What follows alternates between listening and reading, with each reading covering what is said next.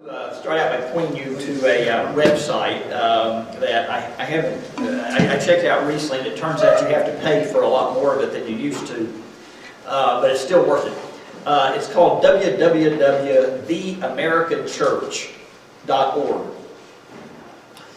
This is David Olson's website, and David Olson is, in my estimation, the best American church demographer. So if you want to know what kind of the actual numbers are of Christianity in America, this is the best site to go to.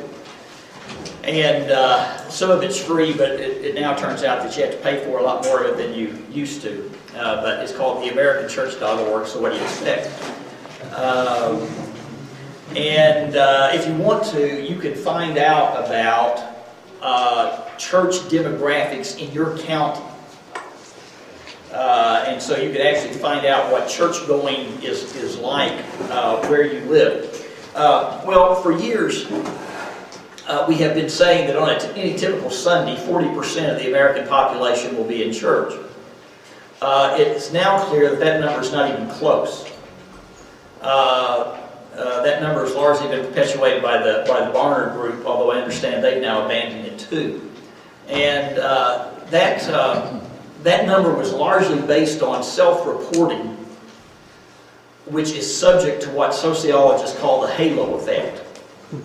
Now this is all really interesting stuff. I won't go into long explanations about it, but I can explain it really simply because this is an election year, if you haven't noticed. If after an election you ask people if they voted, the number of people who will report voting is always much higher than the percentage of people who actually voted. Everybody with me? Okay, it's what sociologists call the halo effect. Where I grew up in Arkansas, we call it something different. We call it lying. People lie about voting. Guess what else they lie about? Yeah, going to church. That is one of the things you lie about, right? And when you quit kind of self-reporting and actually count them, you get a quite different number. That number is 17.7%, which is probably the accurate number. That's down from 20% 10 years ago. It's headed to 11% by the year 2050.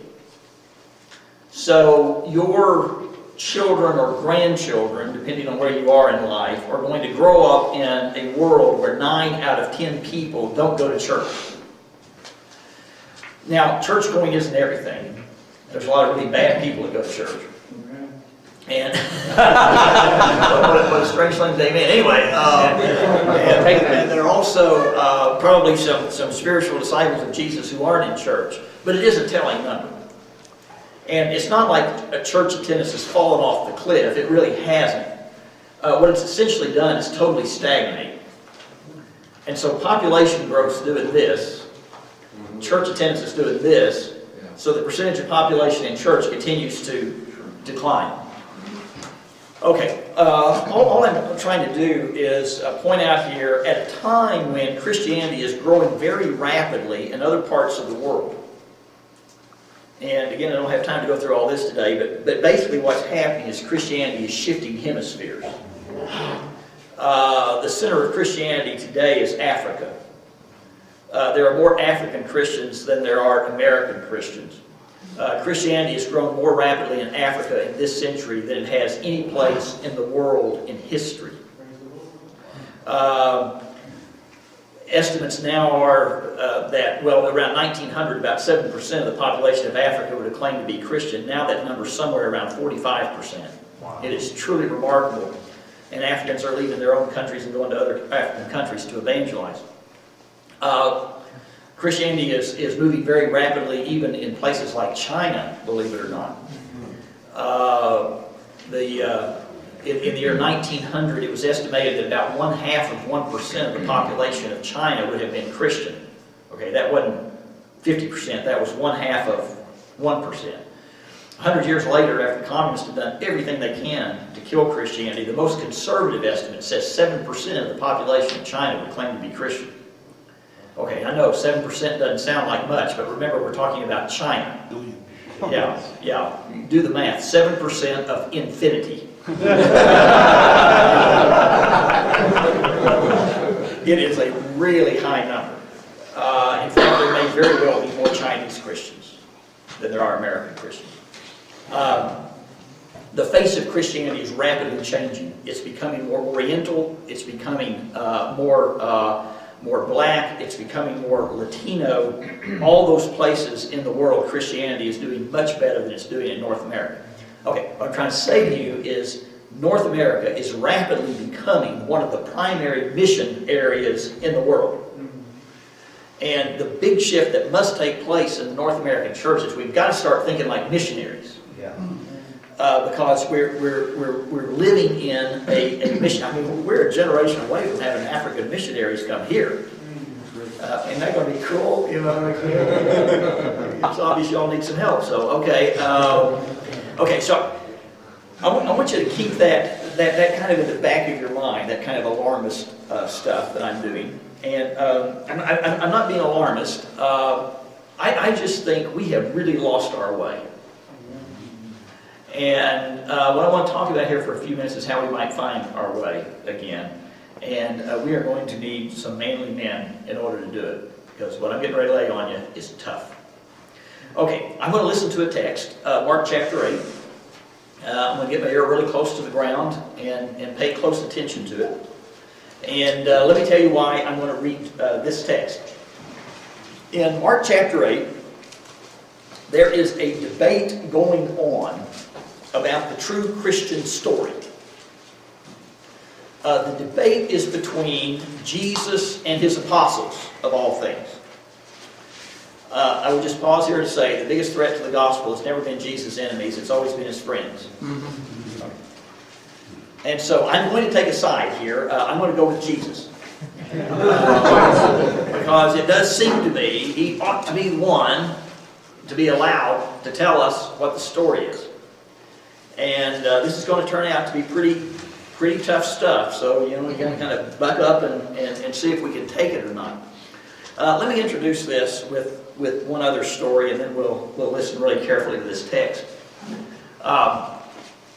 I subscribe to Lynn Sweet's notion that the future belongs to the connectors and the storytellers.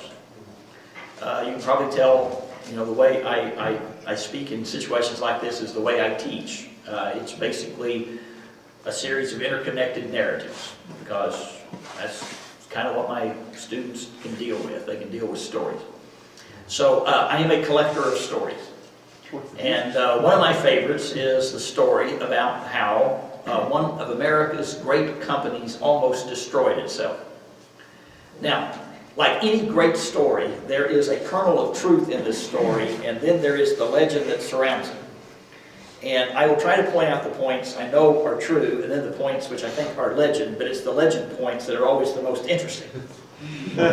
So I am not going to let the so-called truth of this story slow me down very much.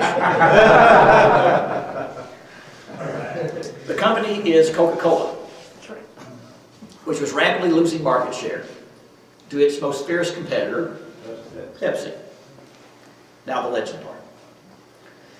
The story goes that on a fateful day, the top executives of Coca-Cola met in a room to discuss their declining market share.